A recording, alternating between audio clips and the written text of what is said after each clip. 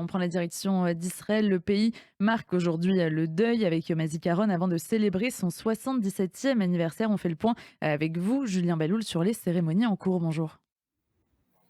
Bonjour, oui, absolument. Donc, les cérémonies ont commencé hier à 20 heures avec la sirène. Le pays entier s'est immobilisé en souvenir évidemment de tous ces soldats tombés au front, mais également, il faut le rappeler, Yom HaZikaron, c'est aussi pour les civils tués dans les attentats et les juifs tués à l'étranger dans les attentats antisémites. Il y a d'ailleurs ce matin une cérémonie, comme tous les ans, normalement près de la région juive à Jérusalem, en mémoire de tous les juifs tués dans les attentats antisémites. Et on pense évidemment à tous ceux qui ont été tués parce que juifs en France au cours des dernières années. C'est un Yom HaZikaron qui est un peu particulier. C'est le deuxième qui est un peu particulier depuis le 7 octobre, puisque nous le faisons pendant la guerre. Ce n'est plus un Yom HaZikaron où on parle des guerres du passé, où on parle de la guerre qui a lieu encore actuellement. Les souvenirs sont encore très présents, très vifs dans les esprits. Les discours sont également très forts. Et puis, habituellement, dans Yom HaZikaron, on se souvient de ceux qui ont été tués, de ceux qui nous ont quittés. Mais là, évidemment, on a également une pensée pour ceux qui sont otages, qui sont encore en vie, pour certains d'entre eux, qui sont dans la bande de Gaza, avec beaucoup de références à eux. Le président de l'État d'Israël qui a parlé d'eux, le chef d'état-major qui a parlé d'eux à Tel Aviv, le maire de Tel Aviv qui a parlé d'eux également, le président de l'État d'Israël qui a appelé énormément à l'unité. Il y a eu beaucoup d'appels à l'unité. Le président de l'État d'Israël qui a demandé à laisser Tsahal, le Shabak, etc., en dehors de tout débat politique. Également, le chef d'état-major qui a fait un appel aux orthodoxes en leur disant: nous avons besoin de tout le monde, il faut rejoindre l'armée, nous avons besoin de main-d'œuvre, nous avons besoin d'hommes, nous avons besoin de tout le monde. Donc il y a eu ces appels qui ont été lancés. Il y a eu un Kaddish bouleversant qui a été récité hier au Kotel par un homme qui a perdu son fils. Il semble être français, clairement vu son prénom et son accent, et il faisait le Kaddish avec ses petits-enfants, donc les enfants de son fils. Et il disait à ses enfants, juste avant le Kaddish: papa nous regarde d'en haut. Et cet homme a lancé un appel bouleversant à l'unité du peuple juif, l'unité d'Israël contre les divisions. Et puis moi, personnellement, j'assistais à la cérémonie qui a eu lieu à Tel Aviv, au parc Ayarkon, qui est une immense cérémonie qui est retransmise à la télévision avec beaucoup d'artistes israéliens. Et il y a eu un moment très touchant avec l'ancien otage Sagid Ekelhan, qui a été libéré il y a quelques semaines et qui est venu chanter lui-même avec Idan Rachel sur scène. C'était très touchant. Donc voilà à peu près pour les cérémonies. Et tout à l'heure, à 11 heures, heure d'Israël, il y aura une deuxième sirène.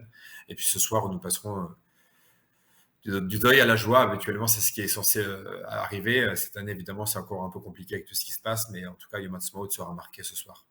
Et on termine, Julien, en chanson, un extrait musical de la cérémonie de Yom HaZikaron qui a eu lieu hier soir à Tel Aviv.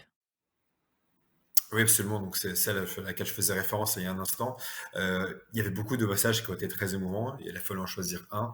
J'ai choisi cette chanson qui a été chantée par Eden Rasson, une chanson qui n'est pas de lui, qui date, je crois, de la deuxième semaine de la guerre, après vraiment un peu de temps après le 7 octobre 2023, qui s'appelle Shiboulim, qui fait référence au champ, en fait, si vous voulez, au champ d'avoine, au champ qui entoure les kibbutz du sud, et qui raconte en fait, c'est quelqu'un qui chante ses souvenirs en fait des kibbutz qui ont été massacrés et qui dit: mais nous allons y retourner, nous allons revivre sur place, nous allons encore élever nos enfants et nous revivrons. On écoute cet extrait.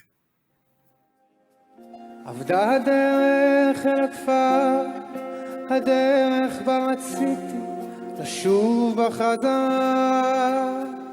שדה הקרב יהפוך לשיבולים, עוד תראה שנחזור ונגדל פה ילדים. שדה הקרב יהפוך לשיבולים, אנשים יפים ימשיכו לרקוד על השבילים, יכתבו כאן עוד שירים ואלפי כלניות יכסו את הכתמים.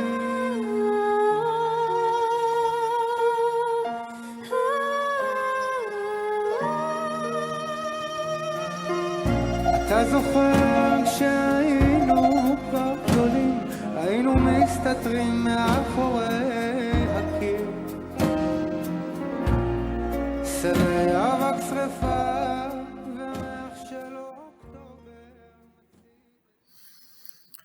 Voilà, pour cet extrait, il dit les champs de bataille se transformeront en champs de maïs. Vous verrez, bientôt nous reviendrons et nous élèverons nos enfants ici.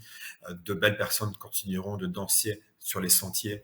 D'autres poèmes seront écrits et des milliers d'anémones couvriront les tâches.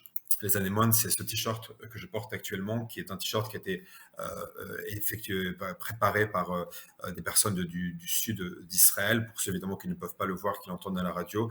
Je vais le décrire. Donc il y a ce symbole de l'anémone, et ensuite sur le côté de la manche, il y a écrit nous reviendrons et nous refleurirons. Donc voilà pour cet hommage évidemment à tous ces gens des kibboutz qui ont été massacrés le 7 octobre.